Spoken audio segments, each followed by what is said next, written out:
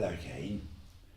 There's a story about a man, 80-year-old man, and he had been very successful in business because he had a partner and they'd worked very well together for 60 years, I think. They got together when they were only 20 or so, and for 60 years they'd worked together. But they were very, very different. And there's a story of this old man now, 80 years old. He went to church, as he did, and he talked with God. And he said this, he said, "Look here, God," he said, I've been coming to church every day for the last 60 years, nearly all my life. I come to church not just once, I come 3 times a day. I pop out at lunchtime, I come in the evening, I come in the morning, and I say my prayers. I give you 15, sometimes 30 minutes of prayer each time.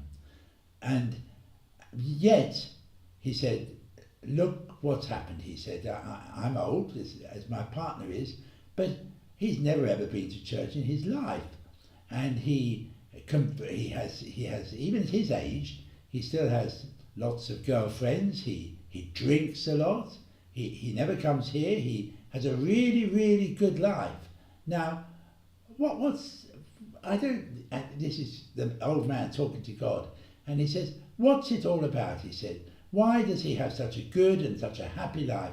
And here I am saying all my prayers and I'm struggling. And he stopped and he listened, and God said, the trouble is, he said, you are such an awful bore. Now, when I first heard that story, I was very upset. It did not seem right. It didn't seem fair. And for God to say that the man, because he said all his prayers, was such a bore, well, I couldn't understand it. But then I came across a saying which is about a monastery, and apparently there's a big notice up in the monastery which says this.